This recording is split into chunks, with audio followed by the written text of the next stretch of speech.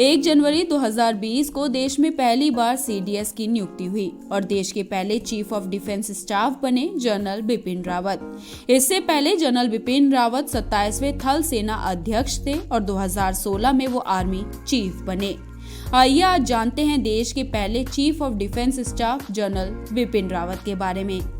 बिपिन रावत का जन्म उत्तराखंड के पौड़ी गढ़वाल में हुआ था। वो 1978 से भारतीय सेना में अपनी सेवाएं दे रहे हैं। General Bipin Rawat Saint Edward school Shimla और राष्ट्रीय रक्षा अकादमी खड़कसला के पूर्व छात्र हैं। उन्हें दिसंबर 1978 में भारतीय सेनाएं अकादमी देहरादून से 11 गोरखा राइफल्स की 5वीं बटालियन में नियुक्त किया गया था, जहां उन्हें स्वॉर्ड ऑफ ऑनर से सम्मानित किया गया। उनके पास आतंकवाद रोधी अभियानों में काम करने का 10 सालों का अनुभव है।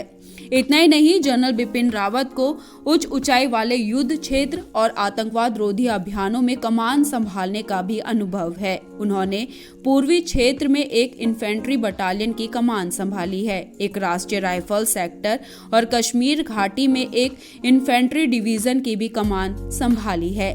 उन्हें वीरता और विशिष्ट सेवाओं के लिए UISM, AVSM, ISM, SM के साथ सम्मानित किया जा चुका है। आपको बता दें कि जनरल बिपिन रावत ने जनरल दलबीर सिंह के रिटायर होने के बाद भारतीय सेना की कमान 31 दिसंबर 2016 को संभाली थी। 2020 में उन्हें CDS बनाया गया। रावत का परिवार कई पीढ़ियों से भारतीय सेना में सेवाएं दे रहा है। उनके पिता लेफ्टिनेंट जनरल लक्ष्मण सिंह रावत थे, जो कई सालों तक भारतीय सेना का हिस्सा रहे।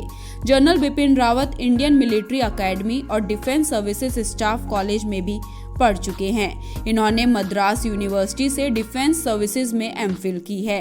उत्तराखंड के पौड़ी गढ़वाल में जन्मे बिपिन रावत 16 दिसंबर 1978 में गोरखा राइफल्स की 5th बटालियन में शामिल हुए। यही उनकी पिता की यूनिट थी। दिसंबर 2016 में भारत सरकार ने जनरल बिपिन रावत से वरिष्ठ 2 अफसरों लेफ्टिनेंट जनरल प्रवीण बख्शी और लेफ्टिनेंट जनरल PM हारिज को दरकिनार कर भारतीय सेना प्रमुख बना दिया।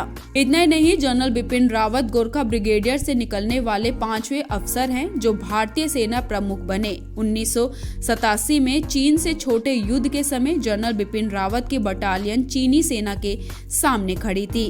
बिपिन रावत के पास अशांत इलाकों में लंबे समय तक काम करने का अनुभव है। भारतीय सेना में रहते उभरती चुनौतियों से निपटने, नॉर्थ में मिलिट्री फोर्स के पुनर्गठन, पश्चिमी फ्रंट पर लगातार जारी आतंकवाद व प्रॉक्सी वॉर और पूर्वोत्तर में जारी संघर्ष के लिहाज से उन्हें सबसे सही विकल्प माना जाता रहा। सर्जिकल स्ट्राइक और LAC पर भारत के रुख में भी बिपिन रावत का बड़ा योगदान था। ऐसी खबरों को देखने के लिए सॉलिड संचार को सब्सक्राइब कीजिए। धन्यवाद।